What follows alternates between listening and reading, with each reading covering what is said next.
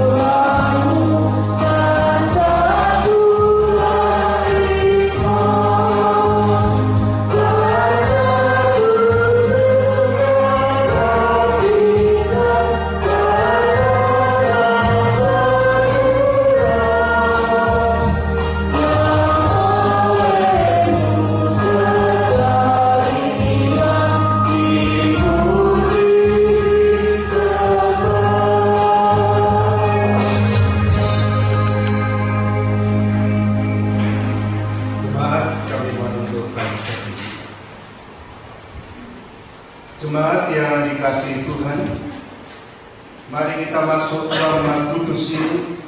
Kita siapkan hati kita untuk memuji nama Tuhan dengan sebuah pengakuan di dalam hati kita, bahwa pertolongan kita adalah dalam nama Tuhan Allah yang menjadikan langit dan bumi, dan yang tidak meninggalkan perbuatan tangannya, serta tetap setia untuk selama-lamanya.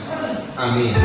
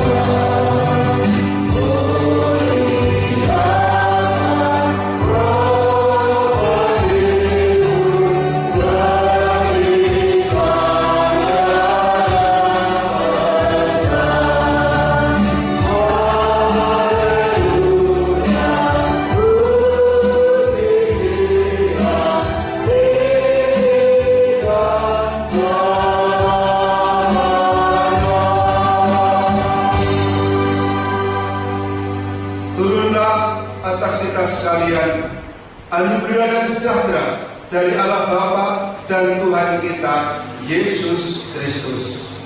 Amin. Jemaat dipersilakan. Jemaat yang dikasihi Tuhan, terpujilah nama Allah kita yang selalu setia hadir dalam setiap kita memuliakan nama Dia. Oleh sebab itu, mari kita puji Dia. Terambil dari itu Jemaat nomor 18 bait 1 dan bait yang kedua.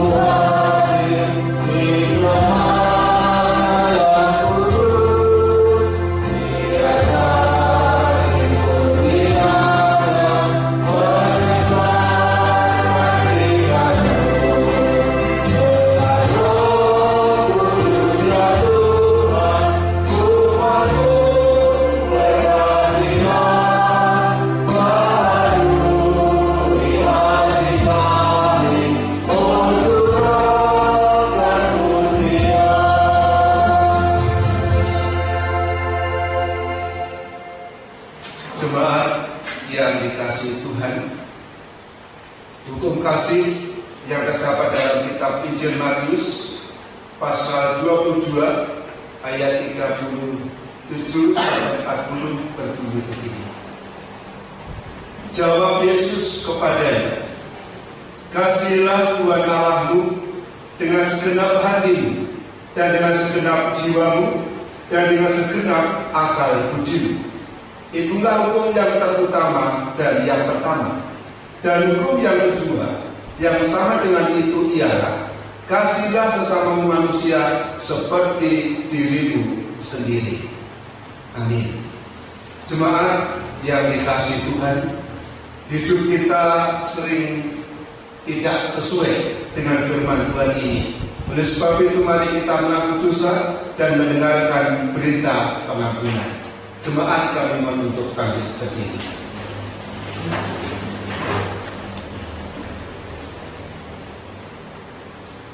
Jikalau kita mengatakan bahwa kita tiada berdosa, maka kita menipu diri kita sendiri dan kebenaran itu tiada pada kita.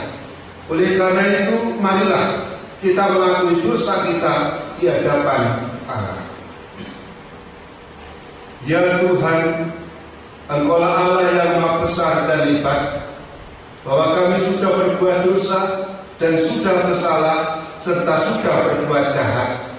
Maka sekarang ini ya Allah kami, dengan apalah kiranya akan doa kami, dan ampunilah kiranya segala dosa kami, karena di dalam kami mempersembahkan segala permintaan doa kami di hadapan hadirat-Mu ini, bukan bertumbuh pada kebenaran kami, melainkan kepada segala rahmat-Mu yang amat berlimpah.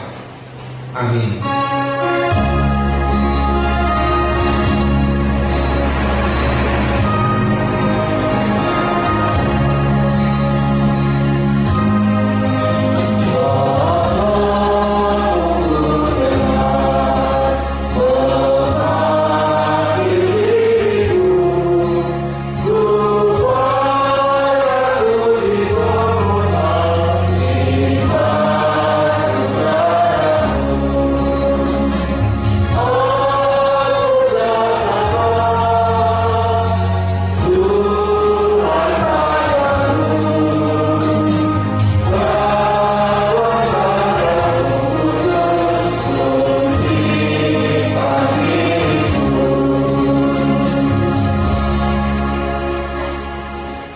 Jikalau kita mengaku segala dosa kita, maka Allah itu setia dan adil, sehingga Ia mengampuni segala dosa dan menyucikan kita dari segala kejahatan.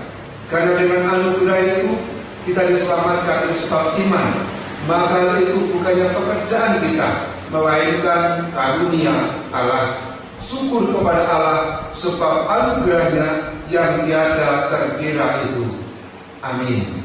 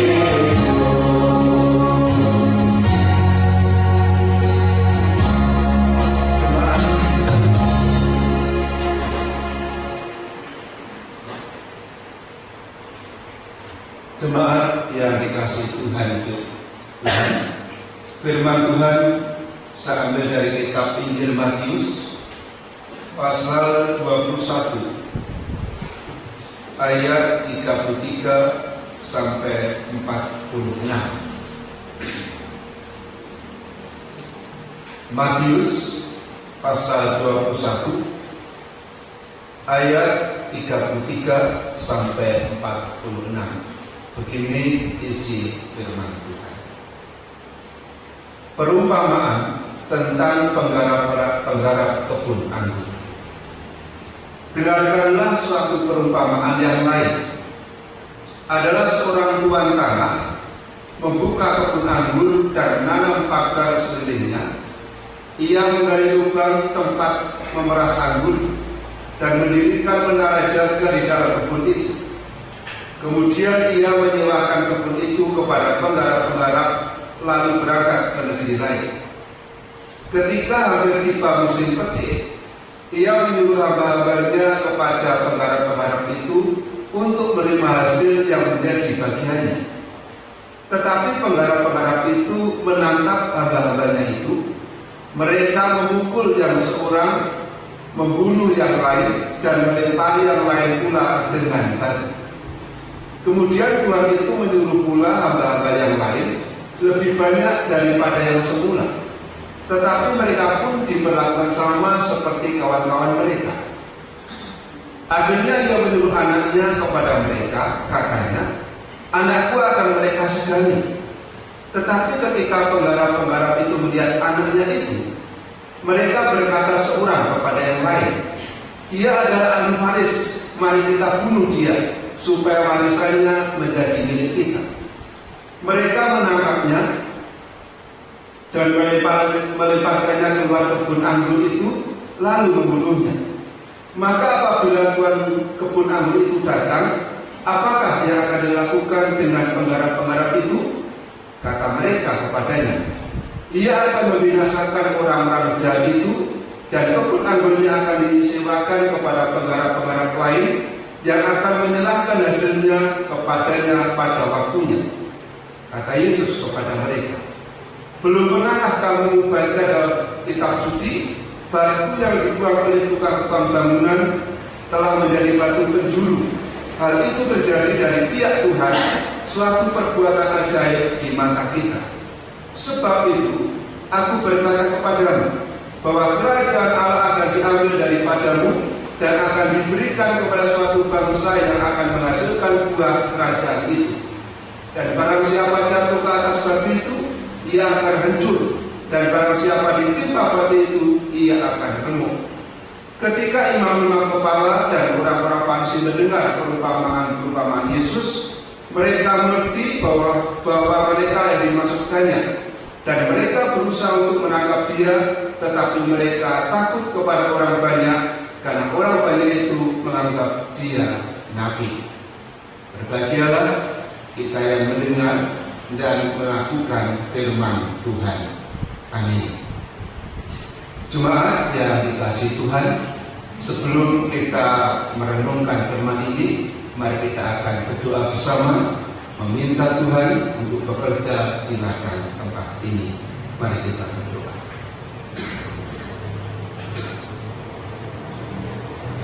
Bapa surgawi,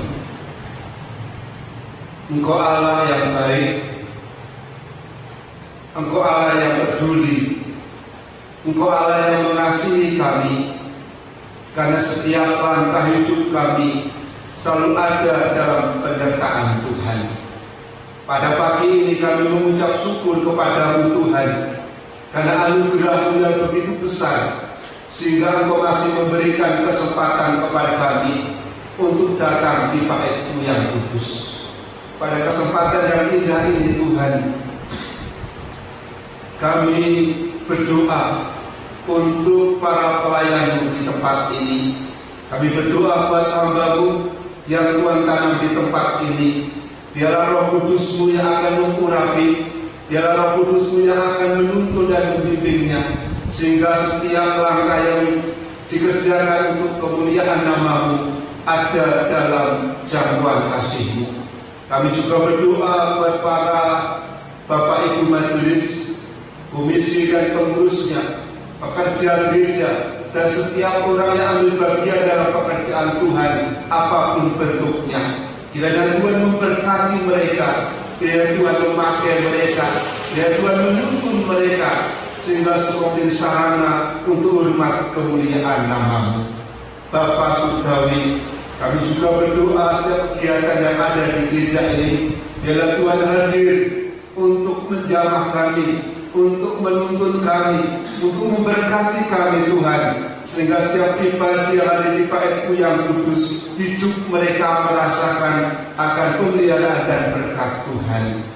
Kami juga berdoa buat anak-anak-Mu yang sakit Tuhan, baik yang di rumah sakit, baik di rumah, baik karena usia lanjut Tuhan, Engkau bekerja menyembuhkan mereka. Kami berdoa buat Mbah Ji, buat Bapak Adono, Mbah Sarijo, Mbah Sukinah, Bu Suwati, Bapak Saryoto, Bapak Arisono, Bapak Daniel Sudoto, dan juga cucunya. Mungkin juga yang lain yang tidak sempat kami sebut. Tuhan, kami mohon Engkau menjamah mereka, kami mohon Engkau memberikan penghiburan, kekuatan dan pengharapan, bahkan kesembuhan yang datangnya dari Tuhan, sehingga dengan tubuh yang sehat, dengan hati yang bergembira, iman yang kuat, mereka tetap ikut Engkau sampai akhir hidupnya. Kami berdoa buat keluarga yang menjaga, merawat, Tuhan memberikan kesehatan, memberikan penghiburan, memberikan kekuatan, sehingga keluarga demi keluarga diberkati oleh Tuhan. Bapa Surgawi, kami juga berdoa buat anak-anakmu yang lain, yang saat ini mungkin mereka dalam pergumulan, baik dalam mencari pekerjaan, mencari kepandaian, mencari pasangan hidup, atau mungkin pergumulan yang lain. Kiranya Tuhan memberkati mereka, Tuhan menjamah mereka, Tuhan menuntun mereka, sehingga apa yang diinginkan selaras dengan kehendak Tuhan. Bapa Surgawi, kami juga berdoa buat bangsa dan negara kami yang saat ini masih dihantui dengan virus corona. Tuhan memberkati Bapak Presiden, melalui Bapak Presiden, wakil aparat yang terkait. Biarlah memberikan kemampuan, Tuhan memberikan kekuatan untuk keluar dari virus corona ini, sehingga bangsa kami dari keamanan, dari ekonomi dapat kembali makmur seperti sebelumnya. Tuhan, kami percaya kalau Tuhan yang bertindak, tak seorang pun mampu menggagalkannya. Kami juga berdoa Bapa buat hamba-hambamu yang selalu mengundangkan Injil Kerajaan Surga, baik melalui media massa, elektronik, pendidikan, kesehatan. Tuhan, biarlah Roh Kudus-Mu bekerja, sehingga setiap mata yang melihat, telinga yang mendengar, pribadi yang merasakan kasih-Mu, hati mereka percaya, sujud menyembah-Mu. Berkati para pribadi yang selalu ambil bagian dalam pekerjaan Tuhan, sehingga hidup mereka merasakan pemeliharaan dari Tuhan. Bapa Surgawi, kami mengucap syukur kepadamu karena Engkau mendengarkan, karena Engkau memberi apa yang kami minta. Karena semua ini kami panjatkan dalam nama Allah kami yang hidup, Tuhan Yesus Kristus. Amin. Jemaat yang dikasihi Tuhan, mari kita akan memberikan persembahan. Dan sebelum kita berdoa buat persembahan, kita akan ujikan satu pujian nomor 337 bait yang pertama.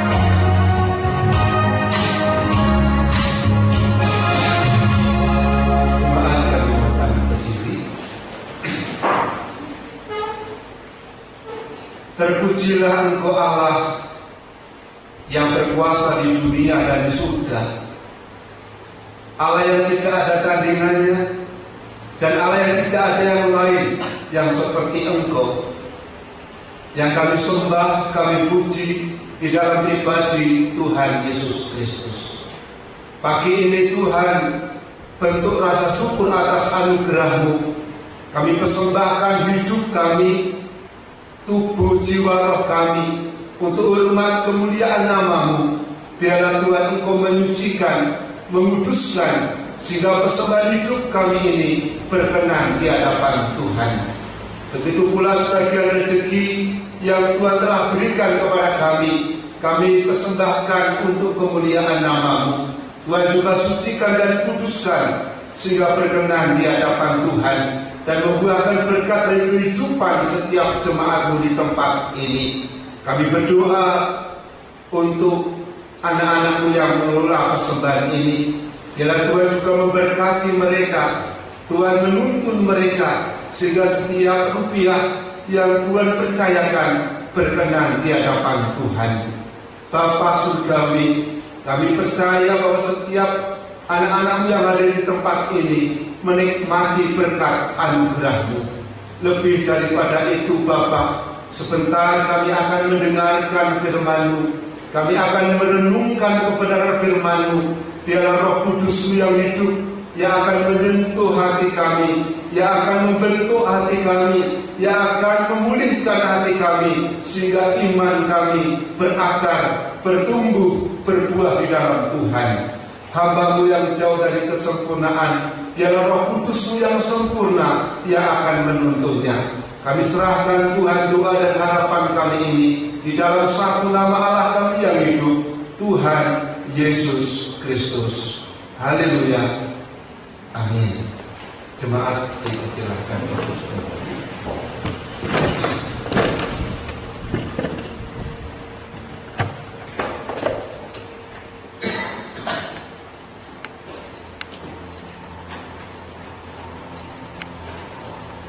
Salam.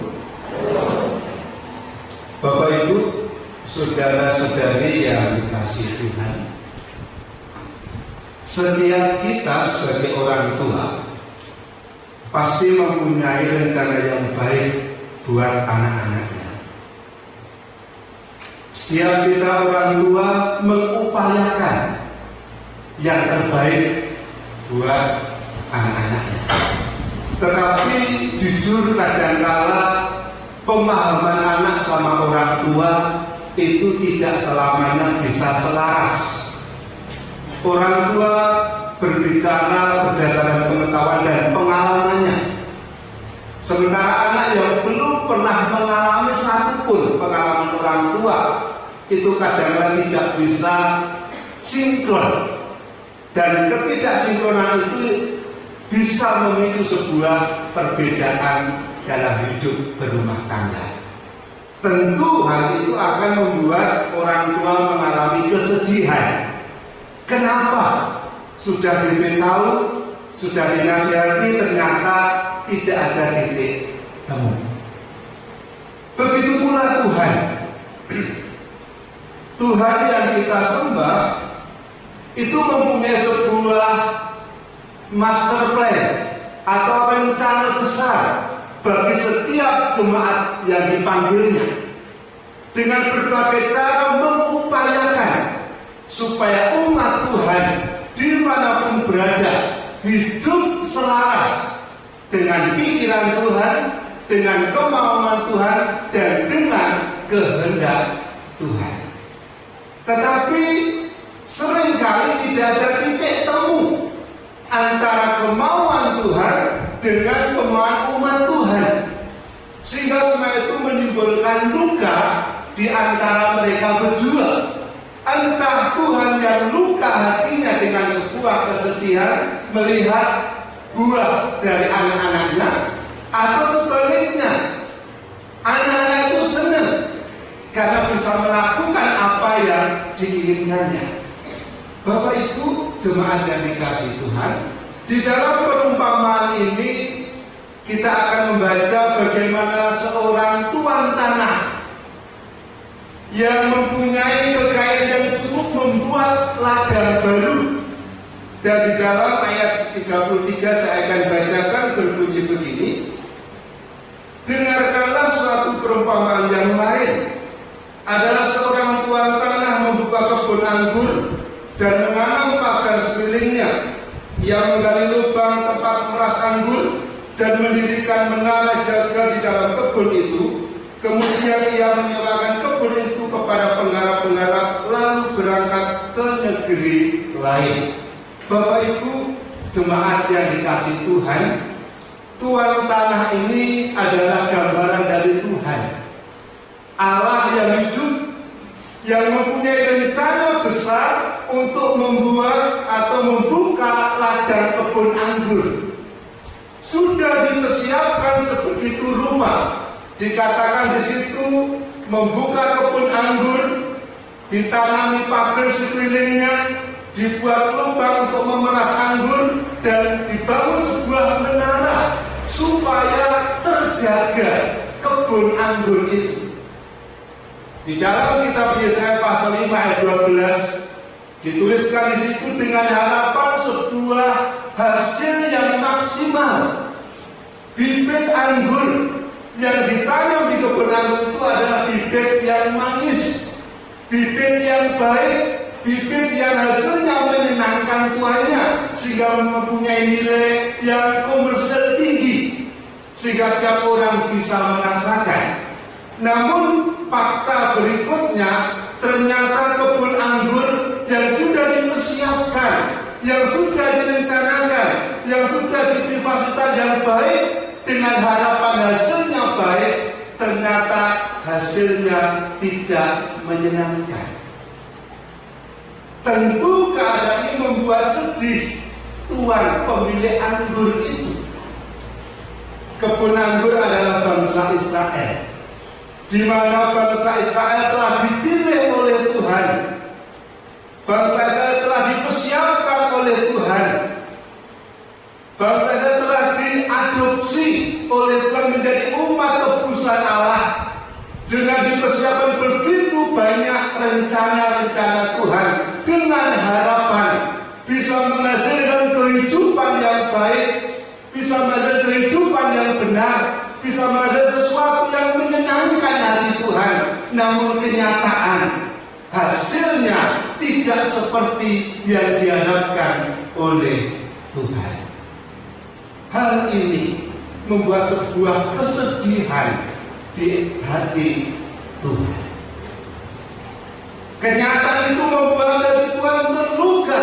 Segala bentuk persiapannya, segala bentuk perencanaannya, segala bentuk pengorbanan fasilitasnya ternyata tidak mampu menyentuh hati bangsa Israel.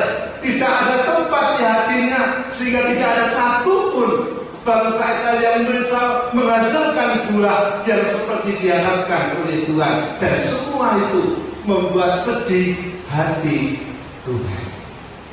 Jemaat yang dikasihi Tuhan, kalau kita aplikasikan dalam hidup kita sebagai anak-anak Tuhan, sebagai anggota keluarga Allah, kita telah dipilih oleh Tuhan, kita telah ditebus oleh Tuhan, kita telah dipelihara oleh Tuhan. Dan satu harapan dari Tuhan, memberikan buah kehidupan yang baik, buah kehidupan yang benar, buah kehidupan yang menyenangkan Allah kita. Tetapi seandainya fakta kehidupan kita tidak bisa menyenangkan hati Tuhan, tidak bisa membuat Tuhan bangga melihat hidup kita, maka itu pun juga membuat hati Tuhan sedih. Mari kita renungkan hidup kita. Apakah kita sudah menyenangkan hati Tuhan?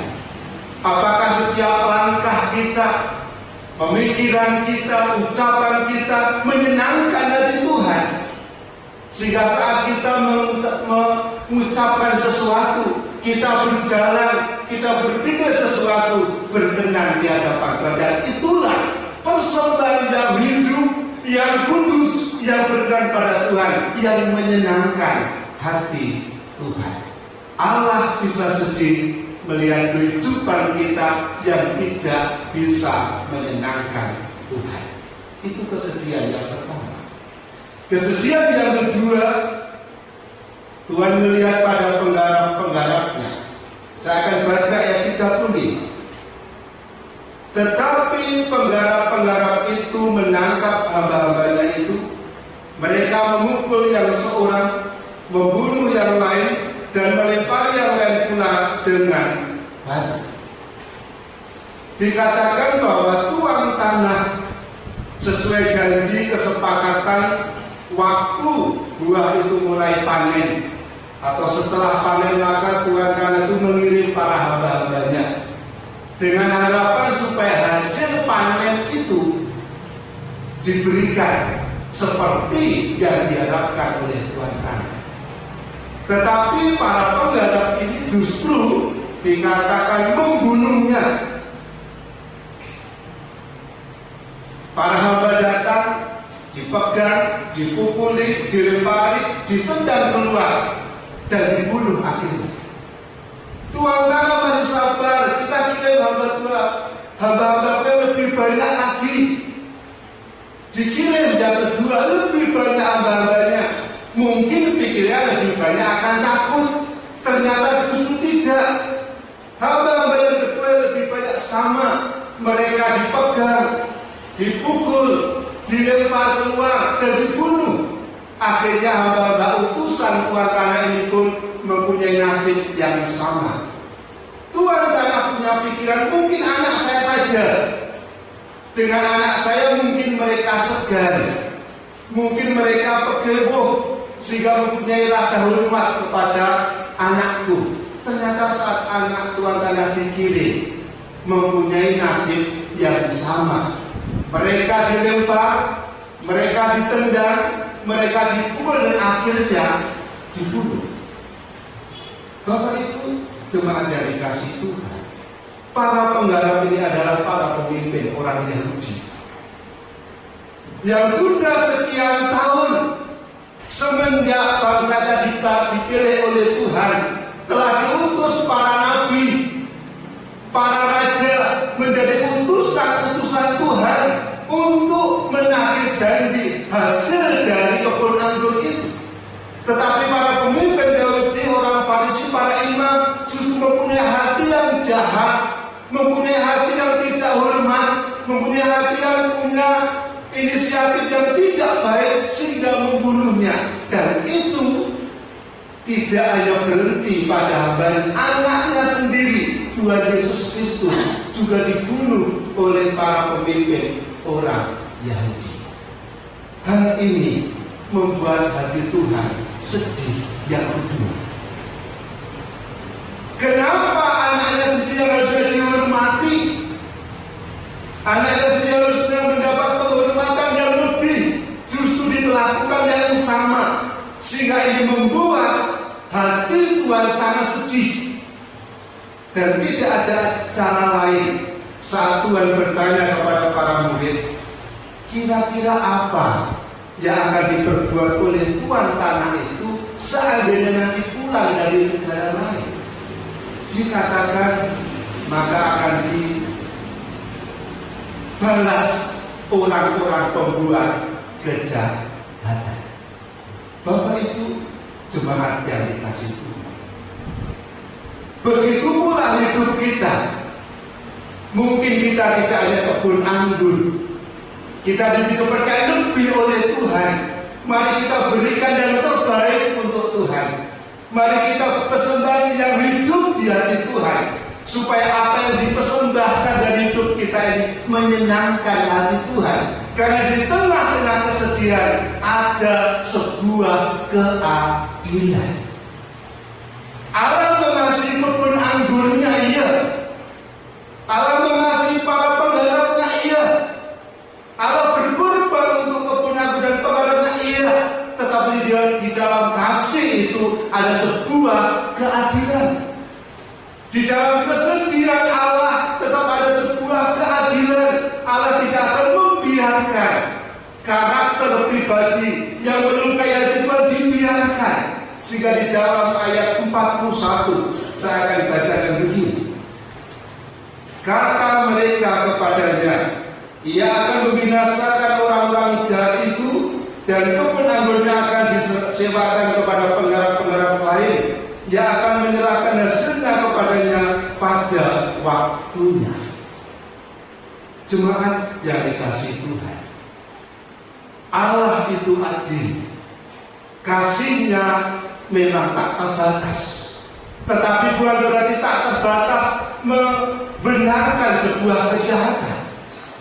Kasih-Nya yang tak terbatas bukan berarti membenarkan yang salah. Keadilan Allah tetap ada, sehingga suatu saat kejahatan akan menerima keadilan dari Tuhan.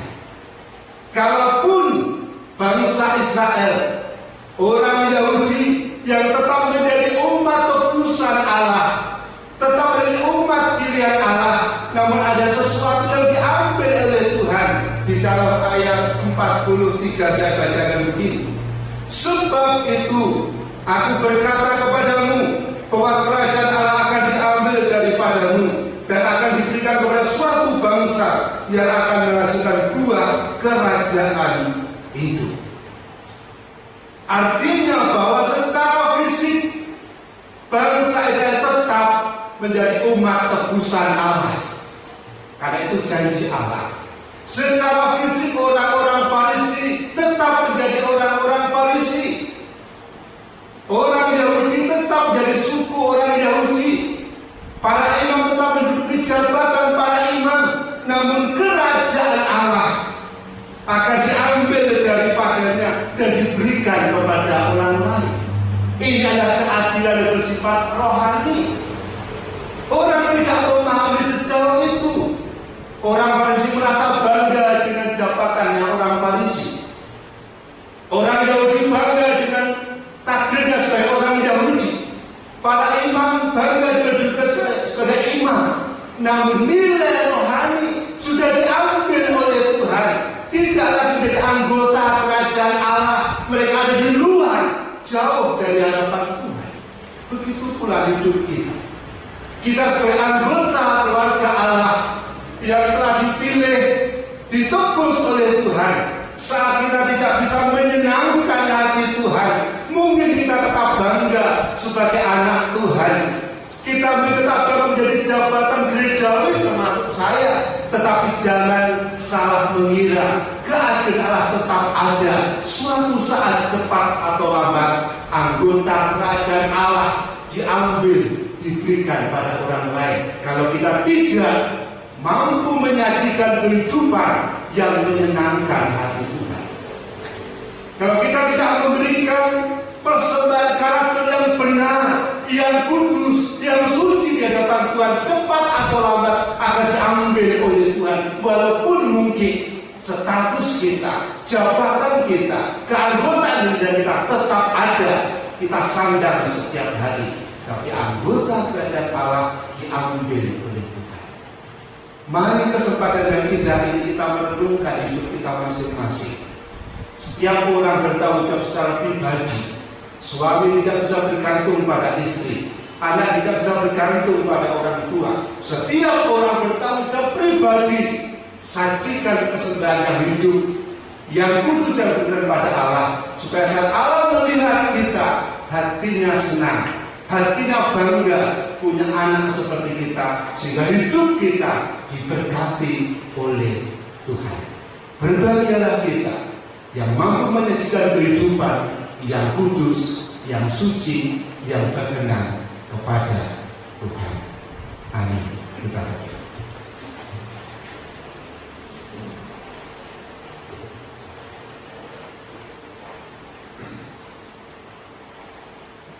Terpujilah Engkau ya Tuhan, Allah yang hidup, Allah yang menembus pandangan ke hati kami yang paling dalam. Jauhkan kiranya kehidupan kami dari pandangan jasmania yang sebenarnya hati kami jauh dari Tuhan. Jauhkanlah kami dari aktivitas jasmania yang banyak iman kami tak berakal bertumbuh di dalam Tuhan. Namun biarlah hati kami mempersembahkan sebuah kehidupan yang kudus, yang suci, yang berkenan kepada Tuhan, sehingga Tuhan bangga melihat kami, Tuhan senang melihat kami, karena persembahan kami menyenangkan hati-Mu. Tuhan, bimbinglah kami, tuntunlah kami Tuhan, sehingga kehidupan kami setapak demi setapak, selangkah demi selangkah menyenangkan hati Tuhan. Kalau Tuhan memberikan tanggung jawab kepada kami, biarlah apa yang kami pertanggungjawabkan dengan penuh kejujuran, dengan penuh keterbukaan, dengan penuh kebenaran dan kesucian yang datangnya dari Tuhan. Karena walaupun Engkau mengasihi kami, Engkau akan memberikan keadilan kepada kami. Walaupun hidup kami sering jauh dari kehendak Tuhan, Engkau tidak akan membiarkan kami terus berada dalam kejahatan. Cepat atau lambat, keadilan-Mu ada dalam hidup kami. Bapa yang baik, biarlah Roh Kudus-Mu yang hidup menyentuh hati kami, menerangi langkah kami, menuntun kami, sehingga hidup kami menjadi persembahan yang berbau harum di hadapan Tuhan. Hamba-Mu berhenti, namun Roh Kudus-Mu biar terus bekerja menjamah kami semua. Bapa kami yang di surga, dikuduskanlah nama-Mu, datanglah kerajaan-Mu, jadilah kehendak-Mu di bumi seperti di surga. Berikanlah kami pada hari ini makanan kami yang secukupnya, dan ampunilah kami akan kesalahan kami, seperti kami juga mengampuni orang yang bersalah kepada kami.